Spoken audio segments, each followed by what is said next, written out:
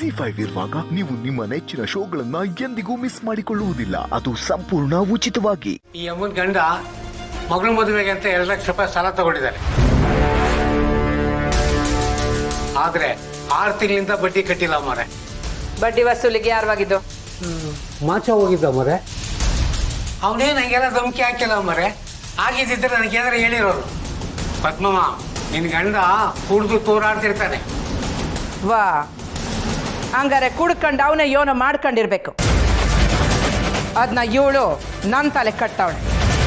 ಇಲ್ಲ ಅತ್ತೆ, ನಾನು ನಿಜಾನೇ ಹೇಳ್ತಿದ್ದೀನಿ. ನೀವೀಗ ಬಡ್ಡಿ ವಸೂಲಿ ಮಾಡ್ತಿರೋದ್ರಿಂದ ಎಷ್ಟೋ ಜನ ತೀರ್ಸಕ್ಕಾಗದೆ ಒದ್ದಾಡ್ತಿದ್ದಾರೆ ಗೊತ್ತಾ. ಸಾಲ ತೀರ್ಸಕ್ಕಾಗಕ್ಕಿಲ್ಲ ಅಂದ್ಮ್ಯಾಕೆ ನಮ್ಮ ಮನೆ ಒತ್ಲೆ ತುಳಿಬಾರ್ದು. ಸಾಮರ್ಥ್ಯ ಇರೋರ್ಗಷ್ಟೇ ಸಾಲ ಕೊಡೋದು. ಆಮ್ಯಾಗ ಸಾಲ ತೀರಿಸ್ಲಿಲ್ಲ ಅಂದ್ರೆ ಅದನ್ನ ವಸೂಲಿ ಮಾಡ್ಬೇಕಾದ್ದು ನಮ್ಮ ಕರ್ತವ್ಯ. ಹಣ ಜಾಸ್ತಿ ಮಾಡ್ಕೊಳ್ಳೋಕೆ ಇದೊಂದೇ ದಾರಿ ಅಲ್ಲ ಅತ್ತೆ.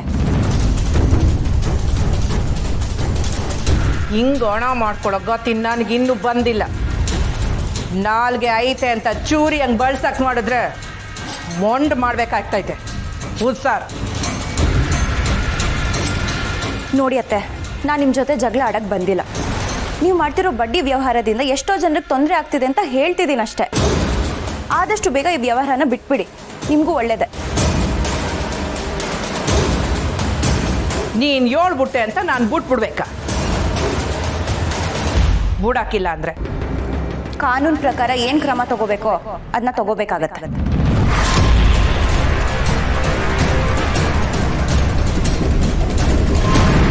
ಅದ್ಯೋನ್ ಮಾಡ್ಕತ್ಯ ಮಾಡು.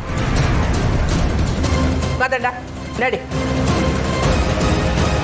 ಆಸ್ಪತ್ರೆ ಖರ್ಚಿಗೆ ನಾನು ಹಣ ಬೇಕಾಗಿತ್ತಾ? ಅವ್ರಿಗೆ ಬೇಕಿದ್ರು ದಯವಿಟ್ಟು ನೀವು ಮಾತ್ರ ಕೊಡಬೇಡಿ.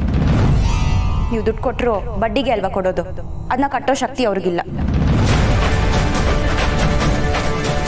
ನಡಿ ಮದಣ್ಣ.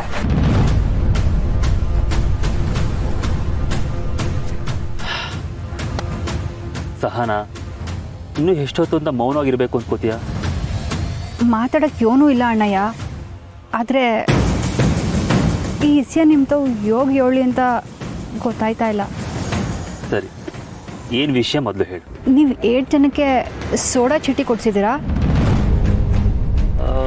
ಯೂಶ್ವಲಿ ನಾನು ಡಿವೋರ್ಸ್ ಕೇಸ್ನ ಹ್ಯಾಂಡ್ಲ್ ಮಾಡಲ್ಲ. ರೀಸನು ತುಂಬ ಸ್ಟ್ರಾಂಗ್ ಆಗಿದ್ರೆ ಅಥವಾ ಅವರಿಬ್ಬರು ಬೇರೆ ಆದರೆ ಚೆನ್ನಾಗಿರ್ತಾರೆ ಅಂತ ಅನಿಸಿದ್ರೆ ಮಾತ್ರ ಕೇಸ್ನ ಹ್ಯಾಂಡ್ಲ್ ಮಾಡ್ತೀನಿ. ಅಂದರೆ ಉದ್ದೇಶ ಕಾರಣ ಸರಿಯಾಗಿದ್ದರೆ ಸೋಡಾ ಚೀಟಿ ಕೊಡಿಸ್ತೀಯಾ ಅಲ್ವಾ ಅಣ್ಣಯ್ಯ? ಅಲ್ಲ, ಭಾವಂತವ ಈ ವಿಷಯವಾಗಿ ಮಾತಾಡ್ತಿದ್ದೀರಾ? ನೀವು ಅದೇನೋ ಮುಖ್ಯವಾದ ವಿಷಯ ಮಾತಾಡ್ಬೇಕಂದ್ರೆ? ಹ್ಞೂ, ಮುಖ್ಯವಾದ ವಿಚಾರನೇ. ಅದಕ್ಕೆ ಅಣ್ಣಯ್ಯನ ಬರೋಕ್ಕೆ ಹೇಳಿದ್ದು. ಸರಿ, ಇಲ್ಲಿಗೆ ನನ್ನ ಕರೆಸಿದ ವಿಷಯ ಏನು ಅಂತ ಹೇಳು. ನನಗೆ ಮತ್ತು ಮೇಸ್ಟ್ರಿಗೆ ನೀನೇ ಸೋಡಾ ಚೀಟಿ ಕೊಡಿಸ್ಬೇಕು.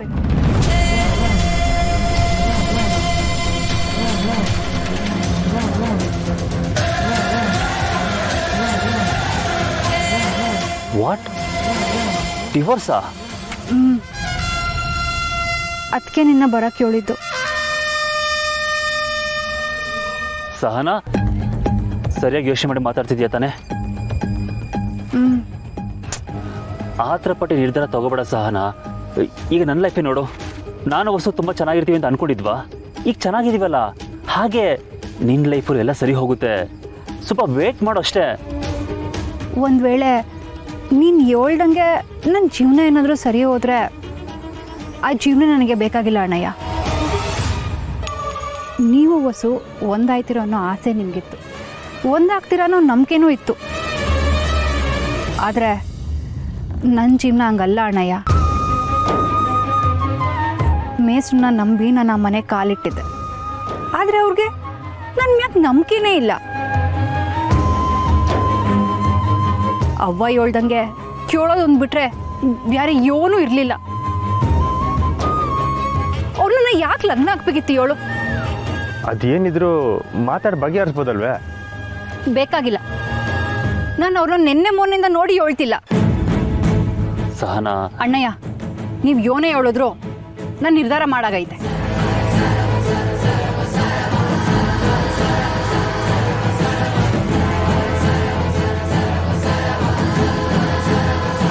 ನಾನಿನ್ನ ಇಲ್ಲಿ ಕರ್ಸಿದ ಕಾರಣನೇ ಅವ್ರಿಗೆ ಸೋಡಾ ಚೀಟಿ ಕಳ್ಸೋಕ್ಕೆ ಅದೇನು ವ್ಯವಸ್ಥೆ ಮಾಡ್ಕೋಬೇಕೋ ಮಾಡ್ಕೊಳ್ಳಿ ಅಂತ.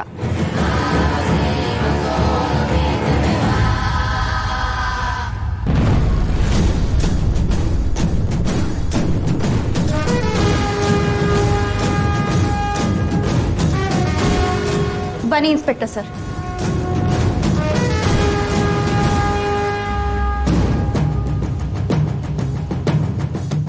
ಸ್ನೇಹ, ಪೊಲೀಸ್ ಯಾಕೆ ಮನೆಗೆ ಬಂದಿದ್ದಾರೆ? ರಾಧಾ, ಅತ್ತೆ ಎಲ್ಲಿ? ಈಗ ಬರ್ಬೋದು, ಆದ್ರೆ ಇವ್ರು ಯಾಕೆ ಮನೆಗೆ ಬಂದಿದ್ದಾರೆ?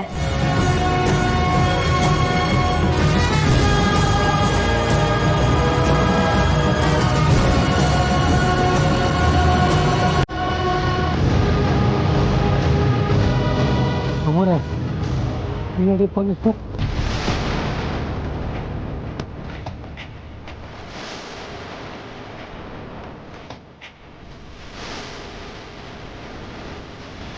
ನಮ್ಮ ಮನೆ ಒಳಿಕೆ ಕಾಕಿ ಬರಂಗಿಲ್ಲ ಅಂತ ಗೊತ್ತಿದ್ರು ಇವ್ರನ್ನ ಒಳಗೆ ಬಿಟ್ಟಿದ್ ಯಾರು?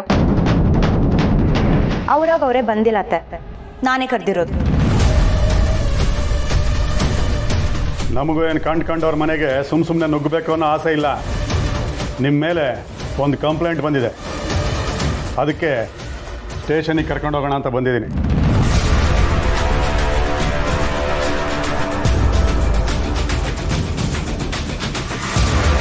ಇನ್ಸ್ಪೆಕ್ಟರ್, ನೀವು ಯಾರ ಮುಂದೆ ನಿಂತು ಏನು ಮಾತಾಡ್ತಿದ್ದೀರಾ ಅನ್ನೋದು ಗೊತ್ತಿದೆ ತಾನೆ? ನಮ್ಮತ್ತೆ ಏನು ಮಾಡಿದ್ದಾರೆ ಅಂತ ನೀವು ಅವ್ರನ್ನ ಅರೆಸ್ಟ್ ಮಾಡ್ತಿದ್ದೀರಾ? ಕಂಪ್ಲೇಂಟ್ ಕೊಟ್ಟವರು ಇಲ್ಲೇ ಇದ್ದಾರಲ್ಲ, ಅವ್ರನ್ನೇ ಕೇಳಿ. ಇವಳು ಹೇಳಿದ ತಕ್ಷಣ ಯಾವ ಆಧಾರ ಇಟ್ಕೊಂಡು ನಮ್ಮ ಅತ್ತೆನ ಕರ್ಕೊಂಡು ಹೋಗ್ತಿದ್ದೀರಾ? ಫ್ರೀ ಕೋದಂಡ, ಈ ಮನೆಯಲ್ಲಿ ಎಲ್ಲರೂ ಅತಿ ಬುದ್ಧಿವಂತರ ಇಲ್ರಿ. ನೋಡಿ, ನೀವು ಕೇಳಿದ್ದಕ್ಕೆಲ್ಲ ಹೇಳಬೇಕು ಅನ್ನೋ ಅವಶ್ಯಕತೆ ನನಗಿಲ್ಲ, ಆದರೂ ನಿಮ್ಮ ಕ್ಯೂರಿಯಾಸಿಟಿಗೋಸ್ಕರ ಹೇಳ್ತಾ ಇದ್ದೀನಿ. ಆತ್ಮಹತ್ಯೆಗೆ ಪ್ರಯತ್ನ ಪಟ್ಟಂಥ ಬಸಪ್ಪ ಅನ್ನೋ ವ್ಯಕ್ತಿ ಬಂಗಾರಮ್ಮನವ್ರ ಹೆಸರು ಬರೆದು ಬಡ್ಡಿ ಕಟ್ಟೋಕ್ಕಾಗದೆ ಈ ಕೆಲಸ ಮಾಡ್ಕೋತಾ ಇದ್ದೀನಿ. ಇದಕ್ಕೆ ಅಂದರೆ ನನ್ನ ಸಾವಿಗೆ ಬಡ್ಡಿ ಬಂಗಾರಮ್ಮನವರೇ ಕಾರಣ ಅಂತ ಹೇಳಿದೆ.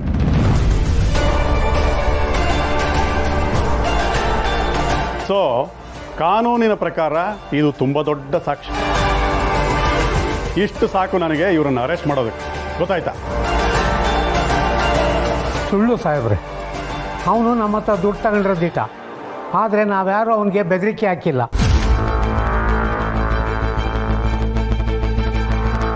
ಅವನು ದುಡ್ಡು ಕೂಡ ತಡವಾದ್ರೆ ನಾವು ಸ್ವಲ್ಪ ಜೋರಾಗಿ ಮಾತಾಡಿರ್ಬೋದು ಆಟಯ, ಆದರೆ ಜೀವಕ್ಕೆ ತೊಂದರೆ ಆಗೋ ಥರ ನಾವ್ಯಾರೂ ನಡ್ಕೊಂಡಿಲ್ಲ. ಇವಾಗ ನೀವು ಶುರು ಮಾಡ್ತಾ ಇದ್ದೀರಾ. ನಾಗವೇಣಿ, ಕರ್ಕೊಂಡೋಗ್ರಿ ಅವ್ರನ್ನ.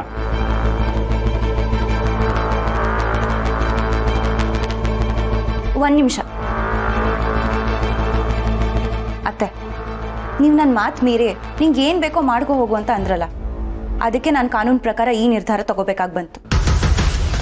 ಆದರೆ ನಿಜವಾಗ್ಲೂ ನಾನು ಯಾವುದೇ ದ್ವೇಷಕ್ಕೆ ಈ ಥರ ಮಾಡ್ತಿಲ್ಲ. ZEE5 ಆಪ್ ಡೌನ್ಲೋಡ್ ಮಾಡಿ ಎಲ್ಲಾ ಸಂಚಿಕೆಗಳನ್ನು ಸಂಪೂರ್ಣ ಉಚಿತವಾಗಿ ನೋಡಿ.